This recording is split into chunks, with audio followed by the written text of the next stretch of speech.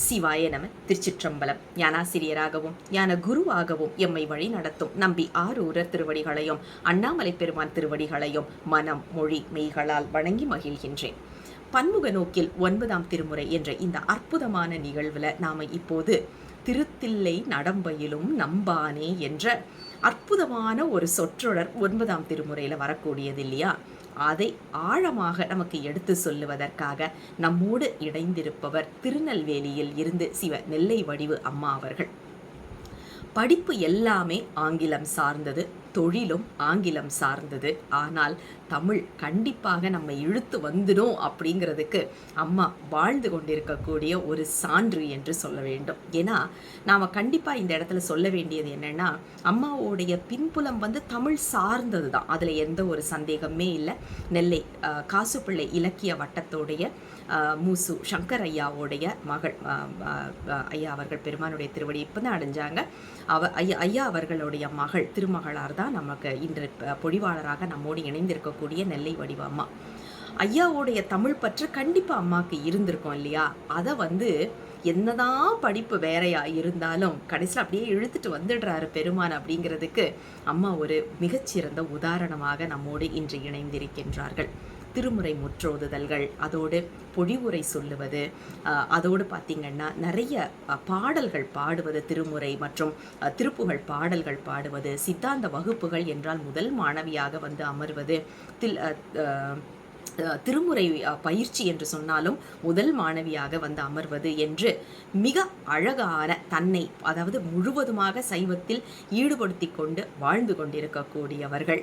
அப்படிப்பட்ட அது மட்டும் இல்லை, சொல்லணும் மிக குறிப்பாக சொல்லணும் அப்படின்னா, எந்த தேர்வு கொடுத்தாலும் 100க்கு 100 வாங்கக்கூடிய ஒரு மிகச்சிறந்த மாணவி, வாத்தியார்லாம் ரொம்ப சந்தோஷப்படக்கூடிய ஒரு மாணவி.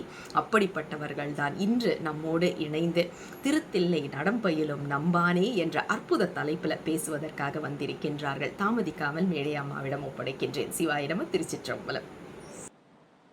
திருச்சிற்றம்பலம். தென்னாடுடைய சிவனே போற்றி, எந்நாட்டவர்க்கும் இறைவா போற்றி.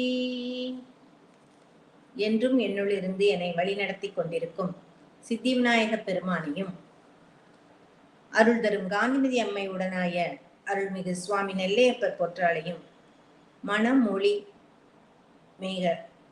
மெய் மொழிகளால் வணங்குகின்றேன். குருவருளையும் திருவருளையும் நினைந்து போற்றுகின்றேன்.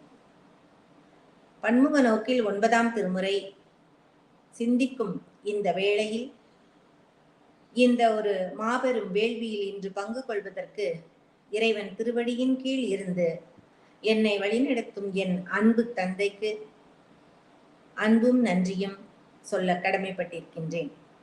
அவர்களது ஆசியை பற்பல புத்தகங்களின் வடிவில் வழங்கிக் கொண்டிருப்பதில் எந்த விதமான ஐயமும் இல்லை. இந்த மாபெரும் வேள்வியினை மிகச் சிறப்பாக நடாத்தி வரும் அன்பு சகோதரி சிவலாவண்யா அருள் அவர்களுக்கு வாழ்த்துக்களும் நன்றியும் சொல்லிக் கொள்வதில் மட்டற்ற மகிழ்ச்சி அடைகிறேன். ஒரு வருடத்தை நோக்கி நெருங்கிக் கொண்டிருக்கின்றது இந்த நிகழ்வு, இந்த வேள்வி. அவர்களுடைய திட்டமிடல், நேர மேலாண்மை, எல்லாவற்றிற்கும் மேலாக அரும் செயலாக விளங்குகின்ற அந்த சைவ பணியானது அளப்பரியதாக விளங்குகின்றது. நாம் அனைவருமே பெருமிதம் கொள்ளக்கூடிய தருணங்கள் இவை. பெருமானது பெருங்கருணை என்றென்றும் அவர்களுக்கு துணை நிற்க வேண்டுகிறேன். உலகலாம் உணர்ந்து ஓதற்கரியவன் நிலவுலாவிய நீர்மலிவேணியன் அலகில் சோதியன் அம்பலத்தாடுவான் மலர் சிலம்படி வாழ்த்தி வணங்குவான். திருச்சிற்றம்பலம். 9ஆம் திருமுறையை பன்முக நோக்கில் சிந்தித்துக் கொண்டிருக்கும் இந்த மிகப்பெரிய பாக்கியத்தில் அடியேனுக்கு இன்று திருவிசைப்பாவின் ஆசிரியர்களுள் 6ஆம் அவராக விளங்கக்கூடிய வேணாட்டடிகள் அருளி செய்த திருப்பதிகத்தினை சிந்திக்க எம்பெருமானின் கருணை அருள்பாலித்துள்ளது. இந்த பதிகமானது கோயில் எனும் திருத்தலமாம் தில்லையுள் திகழும் ஆனந்த கூத்தரின் மீது பாடி அருளப்பட்டது. ஆடல் வல்லானை நேர்பட காணும் ஆசையின் மிகுதியால் வேட்கையால் இயற்றப்பட்டது இந்த பதிகம். 10 பாடல்களை கொண்ட இந்த பதிகமானது புறநீர்மை என்னும் பண்ணில் அமைந்துள்ளது. 9ஆம் திருமுறையில் 3 பதிகங்கள் புறநீர்மையில் அமைக்கப்பட்டுள்ளன. திருவிசைப்பா திருப்பதிகங்கள் 28ம் திருப்பல்லாண்டு 1மாக 29 பதிகங்கள் உள்ளது. இந்த நூலில் கோயிலை பற்றிய பதிகங்கள் 16 இடம்பெற்றிருக்கின்றது. திருவிசைப்பாவில் 15ம் திருப்பல்லாண்டு 1மாக விளங்குகின்றது. தில்லையின் சிறப்பு பறைசாற்றும்படியாக அமைந்தது. தில்லையான் சிதம்பரம் பெரும்பற்ற புலியூர் என்பது சைவ மரபில் கோயில் எனின் இத்தலமே ஆகும். மூர்த்தி, தலம், தீர்த்தம் என முத்திரத்தில் பேசப்படுதலும் உண்டு. தன்மருங்கு தொழுவார்கள் தம் மும்மை மாமலங்கள் அற வீடருள் தில்லை மல்லலம் பதியின் எல்லை வணங்கி என்பது சேக்கிழார் வாக்கு. நமக்கு தேவாரம் அருளி செய்த மூவர் பெருமக்களும் அருளாளர்களும் தில்லையில் பெருமானை வணங்கி பதிகங்கள் நமக்கு அளித்துள்ளது நாம் அறிந்ததே. அவர்கள் மூவருமே தில்லையம் பெருமானை வணங்க செல்லும் முன் அதன் எல்லையையே வணங்கி சென்றதாக வரலாற்று சான்றுகள் உள்ளன. நம்பிய ஆரூரர் திருத்துறையூரில் தவநெறி வேண்டி பெற்றதும் தில்லையை நோக்கி புறப்பட்டார். பல தலங்களை வழிபட்டு அங்கே வருகிறார். வடக்கு வாயிலின் வழியாக தில்லை கோவிலினுள் செல்லும் முன் அந்நகரின் எல்லையிலேயே நின்று வணங்கி உள்ளே வருகிறார். மும்மை மலங்களையும் நீக்கி வீடருளும் இயல்புடையது சிதம்பரத்தின் எல்லையே என்பது ஒரு வரலாற்று சான்று நமக்கு. சிதம்பரத்தின் எல்லையே நமக்கு முக்தி அளிக்க வல்லது என்றால் அங்கு திருநடம் புரிந்து கொண்டு ஐந்தொழில் ஆற்றிக் கொண்டிருக்கும் எம் பெருமானை தரிசிக்க கிடைத்தால் அது எப்பேற்பட்ட பேரு என்று நாம் அதை உணர்ந்து அறிதல் வேண்டும், அல்லது அறிந்து பின் அதை உணர்தல் வேண்டும். வேதங்கள் தொழுதேத்தும் விளங்கு தில்லை என்பார் மணிவாசகர். மன்றுள் திருநடம் புரியும் வள்ளல் என்றும் அருளாளர்கள் அத்தில்லையை போற்றியது நமக்கு தெரிந்ததே. செல்வ நெடுமாடம், பரவு திருத்தில்லை என்பனவெல்லாம் நாம் திருமுறைகளில் எங்கும் நோக்கக்கூடிய பெருஞ்சிறப்பு வந்த சொற்கள். நாவுக்கரச பெருமான் தில்லை வட்டம் திசைகள் தொழுவார் வினை ஒல்லை வட்டம் கடந்தோடுதல் உண்மையே என்று கூறுவார். அவர் மேலும் தில்லையின் சிறப்பினை கூறும்போது திருவுடை அந்தனர், அதாவது தில்லைவாழ் அந்தணர்கள் பற்றி நாவுக்கரசர் சொல்லும் போது திருவுடை அந்தனர் இமையவர் கோமான் இணையடிகள் தரித்த மனத்தவர் என்று அவர்களுடைய பெருமையினை புகழ்ந்து உரைக்கின்றார். பொன்னம்பலம் ஈண்டு பெருகு ஒளி நிறை அம்பலம் நீடும் திருவுடன் நிகழும் அம்பலம் போன்ற பற்பல சான்றுகளை தருகின்றார். தாய்ப்பாக குனித்த புருவமும் கொவ்வை செவ்வாயும் பணித்த சடையும் பவளம்போல் மேனியில் பால் வெந்நீரும் இனித்த முடனெடுத்த பொற்பாதமும் காணப் பெற்றால் மனித்த பிறவியும் வேண்டுவதே இம்மாநிலத்தே என்று மிக அழகாக இந்த மானிட பிறவி எடுத்ததன் பலனே அந்த பெருமானின் குஞ்சித பாதத்தினை தரிசிப்பது ஒன்றே. அதனுடைய பலனே என்னவென்றால் பெருமானுடைய அந்த தூக்கிய திருவடியை நாம் கண்டு தரிசிக்க வேண்டும் என்பதை. அப்பேற்பட்ட பேரு கிடைத்தால் இந்த மனித பிறவி வேண்டுவதே இந்த மாநிலத்தை என்று மீண்டும் பிறவி கிடைத்தா கூட பரவாயில்லப்பா, உன்னை நான் வந்து தரிசித்துக் கொண்டே இருக்கக்கூடிய அந்த தில்லை மன்றுள் ஆடும் உன்னுடைய திருவடியை காண நான் வந்து தரிசிக்கக்கூடிய பேரு கிடைத்தால் போதும் என்று கேட்கிறார். எப்பேற்பட்ட ஒரு தன்மை அது! அது இங்க மிக அழகாக புலப்படுகிறது. சேக்கிழார் மேலும் சிறப்பு கூட்டும்படியாக சிற்பர வியோமமாகும் திருச்சிற்றம்பலம் என்று கூறுகிறார். அவர் சம்பந்தரோட புராணம் சொல்லும் போது, சிறபுரத்தில் அமர்ந்தருளும் திருஞான சம்பந்தர் பரவு திரு தில்லை நடம் பயில்வாரை பணிந்தேத்த என்கிறார்.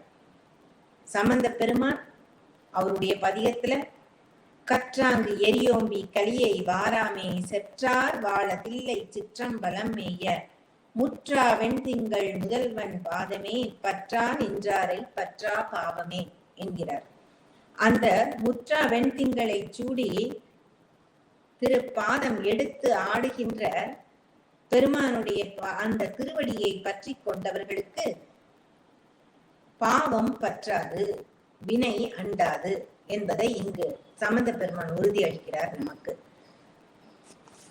அவனுடைய திருவடி அத்தகைய வல்லமை பெற்றது என்பதை நமக்கு அருளாளர்கள் இவ்வாறாக நிறைய இடங்கள்ல சொல்லியிருக்கிறாங்க. நம்ம ஒண்ணு ரொம்ப மிக மிக சிறு துளிதான் நாம எடுக்க முடியுது. திருமந்திரம் அழிய திருமூல நாயனார் திருவம்பல சக்கரம் என்ற பகுதியில கூத்தனை காணும் குறி பல பேசிடின் என்னும் மந்திரத்தாலும் ஆகின்ற பாதம் என்னும் மந்திரத்தாலும் கூத்த பெருமான் சக்கரத்துள் வியாபத்திருக்கும் தன்மையை எடுத்து காட்டுகிறார் நமக்கு. 9ஆம் தந்திரத்துள் திருக்கூத்து தரிசனம் என்ற பகுதியில் சிவானந்த கூத்து, கந்தர கூத்து, அற்புத கூத்து எல்லாமாய் இருப்பது தில்லை கூத்தே என தெரிவிக்கிறார். திருமந்திரமே சிதம்பரம், திருமேனிதானே திருஞானமாகும் என்பது அவர் காட்டும் முடிந்த முடிவுகள். மேலும் வியாக்கிரபாதர், பதஞ்சலி இருவரும் எவ்வாறு பெருமானுடைய பேரன்புக்கு ஆட்பட்டு அவர்களுக்கு அந்த திருநடன காட்சியை தில்லையில் அருளி செய்தான் பெருமான் என்பது மிகப்பெரிய ஒரு நமக்கு கிடைத்த ஒரு பொக்கிஷம் போன்ற மிக வரலாறாகும். அது தில்லை கூத்தரின் ஆனந்த தாண்டவம் தரிசிக்க வேண்டும் என்று நெடுநாள் தவம் செய்து இறைவனர் தவத்தை மெச்சி தமது ஆனந்த தாண்டவத்தை தாங்குமிடம் தில்லை வனம் ஆதலின் ஆங்கு வருக என அவருக்கு அருளானை பிறப்பித்து அந்த நடன காட்சியை அளிக்கின்றார். மன்று தொழுத பதஞ்சலி என்று சிறப்பிக்கப்பட்டவர். இவ்வாறெல்லாம் மிக மிக பெருமை வாய்ந்த தலமாக விளங்குகிறது. இவை தவிர திருப்புகழ் வழங்கிய அருணகிரியார் அதில் சிதம்பரம், அம்பல சிதம்பரம், கனகசபை, கனகாபுரி, கனக அம்பலம், செம்பொன் அம்பலம், திருச்சிற்றம்பலம், தில்லை தென்புலியூர், புலிகண்டவூர், புலிசலம், புலிசை, புலிநகர், பெரும்பற்ற புலியூர், பெரும்புலியூர்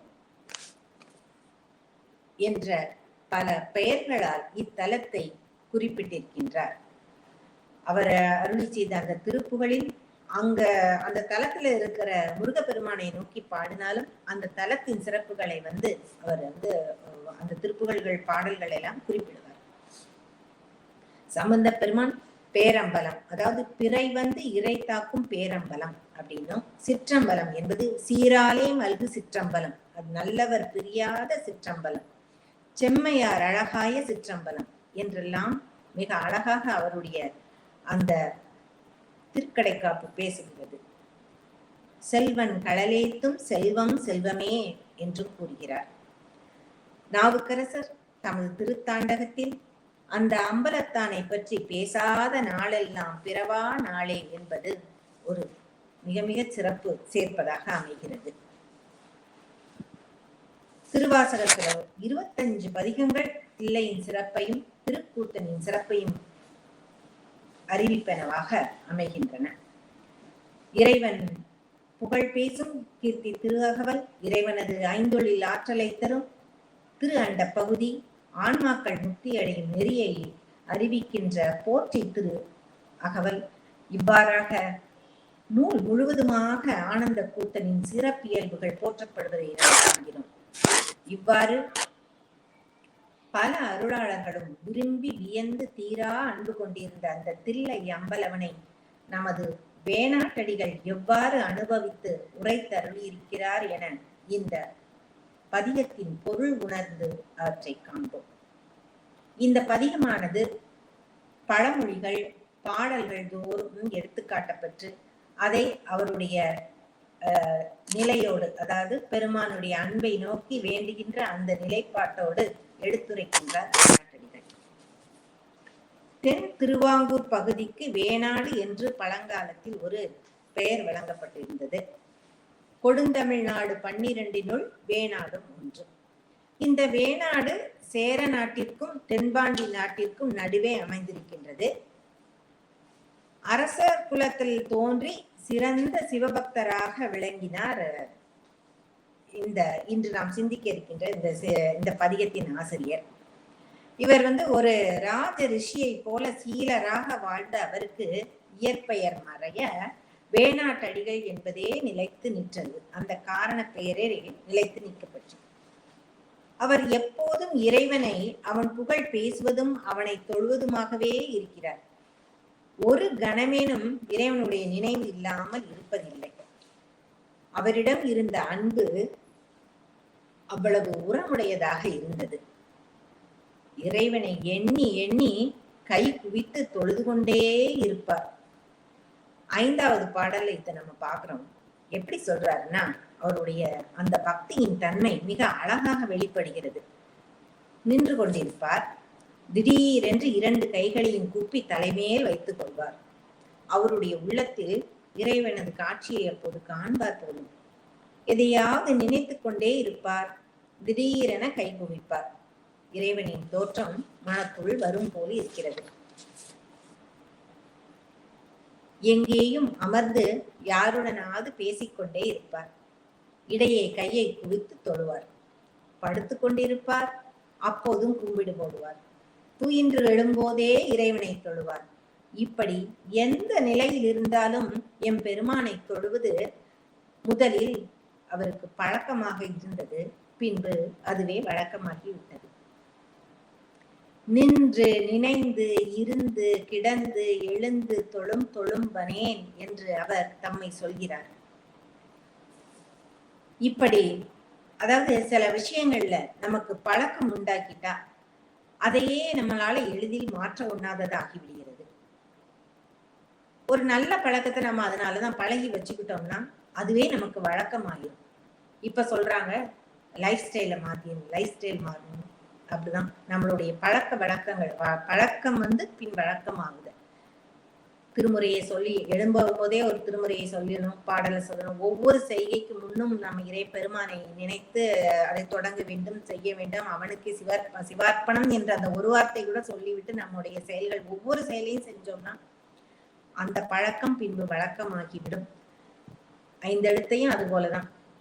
இந்த நல்ல பழக்கங்களை பழகுதல் அதனால நல்லது. அதுவே பின்னால நமக்கு நல்ல ஒரு வாழ்வு நெறிமுறைக்கு இட்டு செல்லும். நம்பி ஆரூரர் எப்போது திரு 5 எழுத்தையே சொல்லி சொல்லி பழக்கமாகி விட்டபடியால் அவர் திரு நாக்கு அதையே சொல்லி சொல்லி வழக்கப்படுத்தி விட்டது. அவர் சொல்கிறார், நற்றவா உனை நான் மறக்கினும் சொல்லும் நான் நமச்சிவாயவே என்று கூறுகிறார் இல்லையா? அதுல இருந்துதான் இப்படியே அந்த 5 எழுத்தை சொல்லி சொல்லி அவர் அந்த அந்த ஒரு மாபெரும் நற்செயலுக்கு அவர் பழகி விடுகிறார். அதை வழக்கமாக்கி விடுகிறார். அதை நமக்கும் சொல்லுகிறார். அந்த மாதிரி சொல்லிட்டே இருந்தோம்னா நாமும் அந்த அவருடைய நெறியின்படி 5 எழுத்தை பின்பற்றி நாம் நம்முடைய வாழ்க்கை முறையை கடைபிடிக்க வேண்டும். அதுபோல இந்த வேணாட்டடிகள் இப்படி கை தொழுது கொண்டே இருப்பதை கவனித்த மற்றவர்களும் ஊர்ல எல்லாம் பாக்குறாங்க, எப்ப பாரு இவர் என்ன கும்பிட்டுக்கிட்டே இருக்கிறாருன்னு சொல்லி. இது ஒரு தெளிவான செயல் மாதிரி இல்லையே, இவருக்கு எதுவும் மனநிலை ஏதாவது இருக்குமா அப்படிங்கிற மாதிரி சிந்திக்கிறாங்க போல.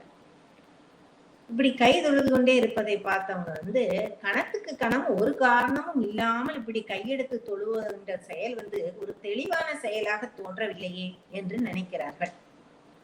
அது அவர் காதுக்கும் வருது. அயலார் நம்மை செயலை கண்டு இவ்வாறு எண்ணுவது சரியா இல்லையே, இப்படி நம்மளை தவறா நினைக்கிறாங்களே அப்படின்னு அறிந்த அவர் சரி நம்ம வேணா அதை செய்யாது இருந்து பார்ப்போமே என முயன்று முடியாமல் போகிறது. இறைவன் நினைவு எழுந்தால் உடனே கைகள் தாமாகவே குவிகின்றன. நம்ம கோயிலுக்கு போனா மட்டும்தான் கும்பிடுவோம், இல்ல வீட்டுல பூஜை பண்ணும்போது மட்டும்தான் கும்பிடுவோம். நினைக்கும் போதெல்லாம் கும்பிட்டுட்டு இருக்க மாட்டோம். ஆனா அவருக்கு இறைவன் நினைவு வந்தாலே இப்படி கையெடுத்து கும்பிடுவார். இப்படி வந்துகிட்டே இருக்குது. உடனே கைகள் குவிகின்றன. அதை அவரால் தடுக்க முடியல. அப்போ அவரு, உன்னை நினைக்கிறதுனால தானே நான் இப்படி கும்பிடுறேன், உன்னை நினைக்காம இருந்து பாக்குறேன், அப்போவாது இங்க உள்ளவங்க நான் ஒரு அப்நார்மல் பர்சன் இல்லை அப்படின்னு மற்றவங்க நினைக்கணுமே நம்மள அப்படின்னு யோசிச்சுட்டு, உன்னை நினைக்காமல் இருந்து பார்க்கலாம் என்று முயன்றால் அந்த எண்ணத்திலும் அவனே தான் இருக்கான். அப்ப எங்க இருந்து அதை விட முடியும்? அப்போது புலப்பட்ட உண்மை என்னவென்றால், அடடா, நினைக்கிறதும் மறக்கிறதும் நம் செயலா? அவன் அல்லவா நினைக்க பண்ணுகிறான். தொழாமலும் நினையாமலும் இருக்கும்படி அவன் எண்ணினால் அவ்வாறு நடைபெறும். அவன் எண்ணவில்லை, அவன் நம்மை நினையாமல் இருக்க ஒட்டவில்லை. இதுதான் உண்மை என அவர் வேணாட்டடிகள் உணர்கிறார். எனவே அவன் நினைத்தா மட்டும்தான் அவனை நினைக்கவோ மறக்கவோ முடியும். நின்று நினைந்து இருந்து கிடந்து எழுந்து தொழும் தொழும்பனேன் ஒன்றி ஒருகால் நினையாது இருந்தாலும் இருக்க ஒட்டாய் அப்படிங்கிறார். எப்படி நினையாமல் இருக்கலாம் என நினைத்தாலும் மனம் ஒன்றி, அதான் மனசை ஒருமுகப்படுத்தி உன்னை நினைக்காம இருக்கணும் அப்படின்னு நினைச்சா அப்போதும் அவன் விடுவதில்லை. பொதுவாகவே அப்படித்தானே, எதையாவது ஒண்ணு நம்ம மறக்கணும்னு நினைச்சாதான் அதை ரொம்ப யோசிப்போம். அது மாதிரி இவர் உன்னை நினைக்காம வேணா இருந்து பாக்குறேன்னு முயற்சி பண்ணி பார்த்தாராம். மணிவாசகர் சொன்னது போல, இமைப்பொழுதும் என் நெஞ்சில் நீங்காதான். அப்படி சன பொழுது கூட நம்ம விட்டு நீங்காம இருக்கிற அவனை எப்படி மறக்கிறது? அதுவும் வேணாட்டடிகள் போன்ற அருளாளர்கள் அவ்வாறு இறைவனை இயைந்து உணரா ஒரு கணம், அதாவது இந்த ஒரு சனம் கூட அவரை இயைந்து உணராத ஒரு கணம் வந்துட்டா அவருடைய நிலைமை என்ன ஆகுதான்? கன்று விரி கற்றா போல் கதறு வித்தி வரவு நில்லாய் அப்படிங்கிறார். அந்த தொழுவதையும் நினைப்பதையும் நிறுத்தும் நிலை வருமின் அவர் கன்றை பிரிந்த ஆவினை போல கதறுகிறார். அதனை நிறுத்த இயலுமா? நாமே அதை ஏதாவது ஒண்ணு செஞ்சாதானே நாமே நிறுத்த முடியும். அவன் அல்லவா இயக்கி வைக்கிறான். அப்ப எப்படி அதை நிறுத்துவது? கன்று பிரி கற்றா போல் கதறு வித்திங்கிறாரு. நீ அல்லவா என்னை கதற செய்கிறாய். கதற வித்தின நான் கதறுகிறேன் அப்படின்னு அவர் சொல்லல. நீ கதற விற்கிறாய். அப்ப நான் எப்படி நிறுத்த முடியும்? நீ தான் அதை நிறுத்தணும். அதை நான் எங்க நிறுத்துவது என்கிறார். எனவே அதற்கும் வழி இல்லை. இந்த உலகம் உன்னை நோக்கி உன்னை நினைந்து கதறுகிறேன் அப்படின்னு நான் நினைக்குது. உலகம் என்ன நினைக்குது? இவ சாமியை இறைவனை நோக்கியே எப்போதும் கும்பிட்டுக்கிட்டே இருக்கிறாரு. இவர் உன்னை நோக்கி நான் வருகிறேன் என்று உலகம் நினைக்கிறது. ஆனா நீ அல்லவா என்னை நோக்கி வருகிறாய், எனக்கென்று செயல் ஏது என்கிறார். தொழுவதும் அழுவதும் அவரோடு ஒன்றிய செயல்களாகவே ஆகிவிட்டது. உலகம் பழிக்கிறது என்று அதை மாற்ற முடியுமா? சுவாமி, இப்படியெல்லாம் நீ ஆட்டுவிக்கிறாயே, என்ன நியாயம் அப்படிங்கிறது போல அவர் கேட்கிறார். ஆட்டுவிக்கிறாயே நியாயமா? ஆட்டுவிக்கிறவன் யாரோ அவனும் எப்போதும் ஆடிக்கொண்டேதான் இருக்கிறான். இந்த திருத்தில்லையில் இடைவிடாமல் ஆழ்ந்த கூத்தாடும் பெருமான் இப்படியெல்லாம் ஆட்டுவிக்கிறான். நன்றிதுவோ திருத்தில்லை நடம் பயிலும் நம்பானே அப்படிங்கிறார். இது நல்லதா? இந்த கேள்வி அவர் அந்த நிலையை விரும்பாமல் கேட்டது இல்லை. அவ்வளவு நெருக்கமா இருக்கிறார் சாமி கிட்ட. எப்ப நீ இப்படி செய்யறது நல்லா இருக்கா அப்படிங்கிறது பெருமானிடம் குறை கூறுதல் போல புகழ்வது. அவனுடைய வார்த்தைகளில், அந்த வார்த்தையில ஆனந்தம் தான் தெரிஞ்சுது. அவர் எப்படி வச்சிருக்கிறாரு, அவரை சுவாமி கிட்ட இவர் எப்படி இருக்கிறாரு அப்படிங்கிறத மிக அழகாக இந்த இதுல சொல்றாரு. இந்த பாடல் முழுவதுமாக பார்ப்போம்.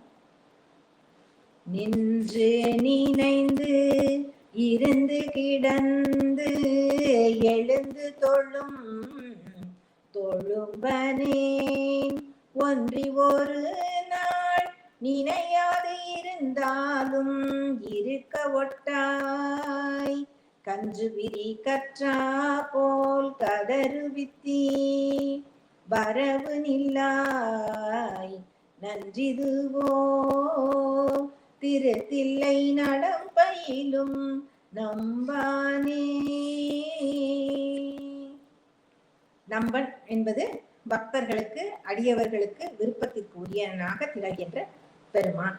இந்த ஒரு பாடல்ல எப்படி என்ன அழகாக அவர் சொல்லியிருக்கிறாருன்னு பாருங்க. அதாவது வேணாட்டடிகள் தம்முடைய சிந்தையிலும் நினைவிலும் மனதிலும் எப்பொழுதும் இறைவனை கண்டுகொண்டே இருந்தாலும் அவர் ஆடல் வல்லானை நேர்பட காணணும் அப்படிங்கிறது அவருக்கு ஒரு வேட்கை உள்ள இருந்துச்சு. அதனால அருளப்பட்டதுதான் இந்த பதிகமே. அவர் சொல்றாரு, இந்த பதிகம் முழுவதுமே என்ன சொல்வார்னா, அவர் இறைவனை காண விளைவதும் அதற்கு பெருமான் வாழாது இருந்தால் நான் என்ன செய்வேன் என்று வருந்துவதுமாக இந்த பதிகம் முழுவதுமே எல்லா பாடலையும் அப்படித்தான் சொல்லிட்டே வர்றாரு. அது அலமந்து உரைப்பதாக இருக்கிறார். அவர் கலங்கி போறார். நீ வாழா இருந்துட்டேன்னா நான் என்னப்பா செய்வேன், நீ நான் உன்னுடைய அருள் வேணுமே எனக்கு அப்படி என்று கேட்பது போல கேட்பதாக அமைந்ததுதான் இந்த பதிகம்.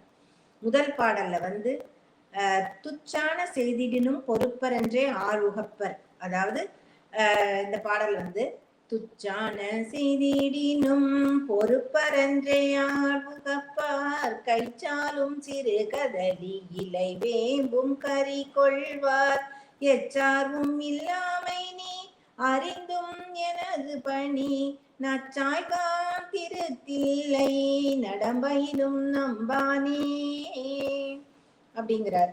என்ன சொல்றாரு? கைச்சாலும் சிறு கதலி அப்படிங்கிறது கைப்பு சுவையுடைய அந்த முற்றாத வாழை, அந்த வாழையோட காய்கள் எப்படி உணவுக்கு சேர்க்கிறாங்க, அந்த வாழைக்காய் பிஞ்சு வாழைக்காயா இருக்கும், அதோடைய சுவை கைப்பு தன்மையோட இருக்கிற மாதிரி இருக்குமா. அப்பேற்பட்டதை சமைத்து பயன்படுத்துறாங்க. வேம்பு இலை கசப்பா இருக்கு, அதையும் அவர் உட்கொள்வதற்காக பயன்படுத்துகிறார்கள். எல்லாத்தையும் அதை பதப்படுத்தி அதை உண்ணலாம். ஆனா நான் எந்த துணையும் இல்லாம எதுவும் இல்லாமலே நான் இருக்கின்றேனே, நான் எனக்கு என்னுடைய தன்மையானது அதாவது எனக்கு யாதொரு துணையும் இல்லை என நீ அறிந்தும் என்னை ஏற்றுக்கொள்ள நச்சாய் கான் நீ விரும்பவில்லையே, ஏன் பிள்ளை நடராசனே என்று பெருமானை நோக்கி கூறுவதாக இந்த பாடல் அமைந்துள்ளது. எல்லாவற்றிலையுமே ஒரு முதுமொழி, ஒரு பழமொழி இருப்பதாக அதை சேர்த்து வைத்துதான் அந்த பாடலை நமக்கு உணர்த்துகிறார் வேணாட்டடிகள். இரண்டாவது பாடல தம்பானை சாய்ப்பற்றார் என்னும் முது சொல்லும் எம்போல்வார்க்கு இல்லாமை என்னாலே அறிந்தொழிந்தேன், வம்பானார் பணி உகத்தி வழியடியேன் தொழிலிறையும் நம்பாய் கான் திருத்தில்லை நடம்பையிலும் நம்பானே. அதாவது தம் பானை சாய்ப்பற்றார் என்னும் முதுமொழியானது தன்னுடைய பானையை சாய்க்க கீழே விடுமாறு யாவருமே பிடிக்க மாட்டார்கள். அது போல தனக்கு சொந்தமான எந்த பொருளையும் கைவிட்டு விரும்ப மாட்டார்கள். என் போன்றவருக்கு இது பொருந்தாமையாக இருக்கிறதே என்பதை அறிந்தேன். புதிய அடியார்கள்லாம் வரும்போது அவருடைய தொண்டினை விரும்புகின்ற நீ வழி வழியாக வருகின்ற அடியார்களுடைய தொண்டினை சிறிதும் விரும்பாமல் இருக்க காரணம் என்ன?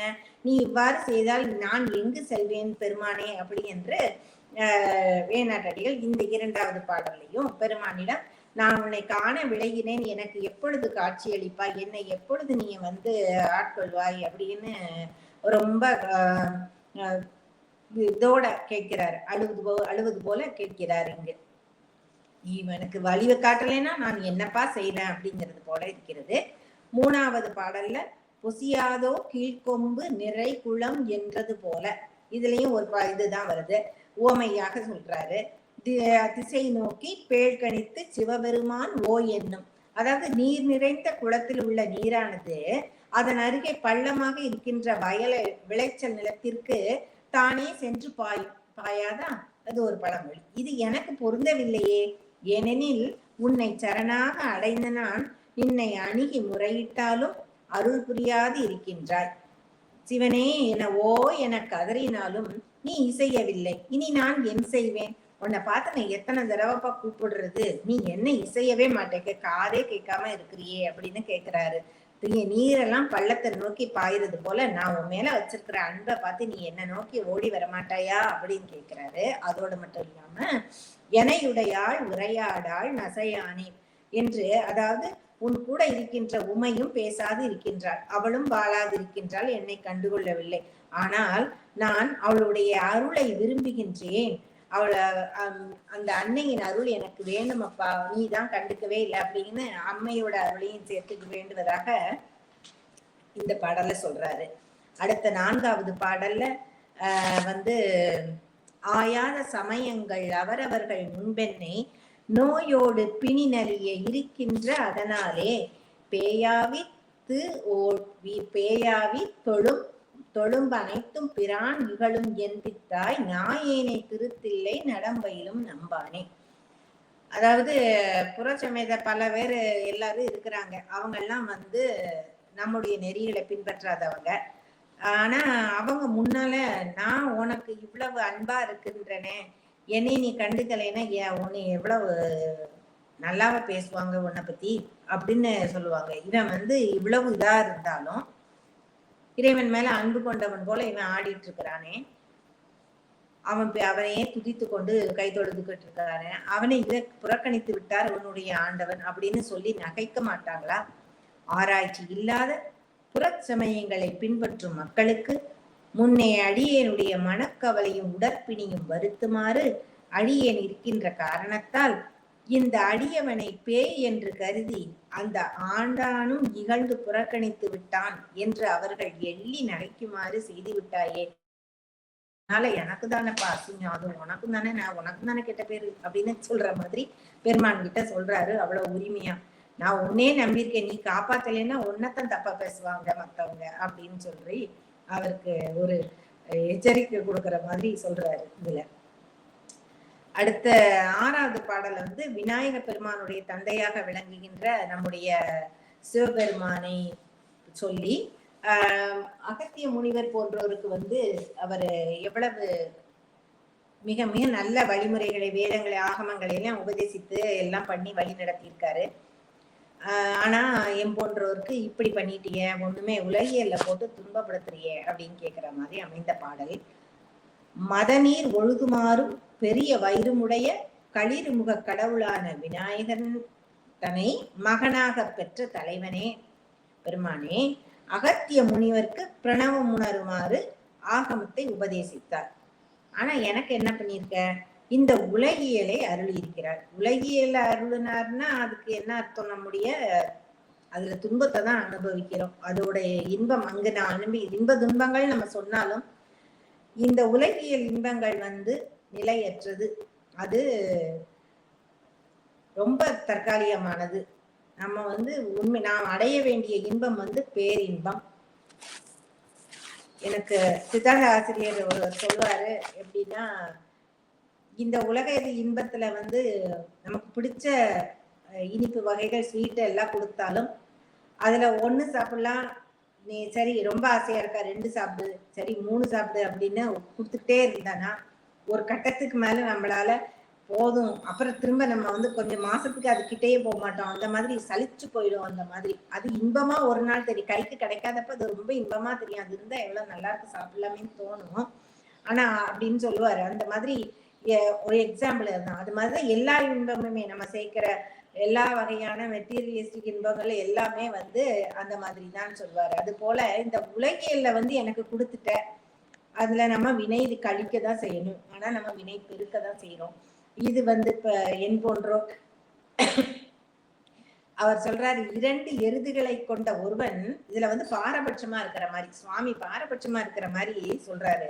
2 எருதுகள் இருக்கு, அதுல ஒன்றுக்கு வந்து புல்லும் மற்றதற்கு வைக்கோலும் இடுதல் போல அதுக்கு ஒரு அறமாகுமா? 2 எருதுகளை வளர்க்கக்கூடிய அந்த எருதுக்காரர் வந்து அந்த என்ன செய்யணும், 2க்கும் ஒண்ணு போலதான் எல்லாம் கொடுக்கணும். நீ என்னடான்னா அகத்திய முனிவருக்கு ஆகமங்களை கொடுக்குற, எனக்கு உலகியலை கொடுத்துட்டியே அப்படின்னு கேட்கிறாரு. இது வந்து நம்ம பொருட்டு அவருக்கு கூறியதாக இல்லை, தன்னை வைத்துதான் கூறுகிறார் போல. ஏன்னா வேணாட்டடிகளுடைய தன்மை வந்து அப்பேற்பட்ட பக்தி, அப்பேற்பட்ட இது நம்மளால நினைத்து கூட பார்க்க முடியாத அளவுக்கு ஒரு உயர்ந்த நிலை அவருடையது. அதனால அவர் உரிமையா கேட்கிறாரு சாமி கிட்ட. அடுத்து 7வது பாடல் வந்து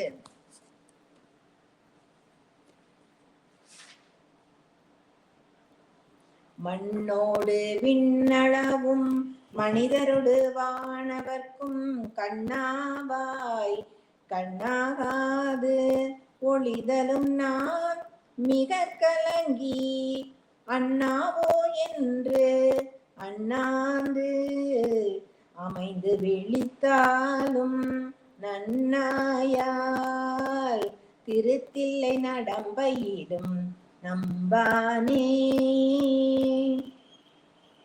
மண்ணுலகம் முதல் வானுலகம் வரையில் உள்ள மனிதர்கள் தேவர்கள் ஈராக யாவர்க்கும் நீ ஆதரவாக இருக்கின்றாய். அடியேனுக்கு மட்டும் அவ்வாறு ஆகாமல் ஒளிந்தமையால் நான் மிக கலக்கமுற்று உன்னை நோக்கி அண்ணாந்து நோக்கி அலமந்து விழித்தாலும், அதாவது கலங்கி நான் அழைத்தாலும் நீ என்னை அடையவில்லை, என் செய்வேன் நம்பானே அப்படிங்கிறார். நான் எல்லாருக்கும் அருள் புரிஞ்சிட்டேன், நான் எத்தனை தடவை கேட்கிறேன்ப்பா, உன்னை அண்ணாந்து நோக்கி விழிக்கின்றேனே, நீ எனக்கு அருள மாட்டாயாங்கிறார்.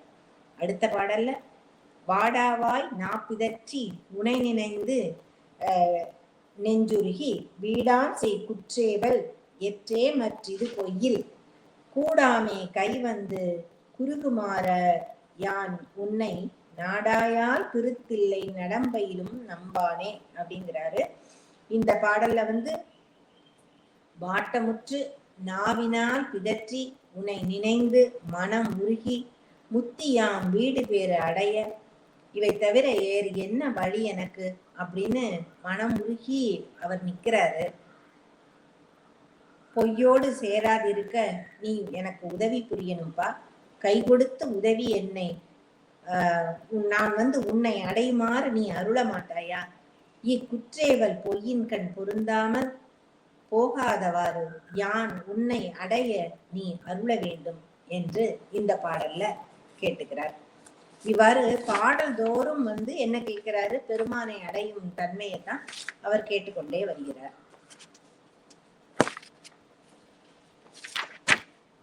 அடுத்தது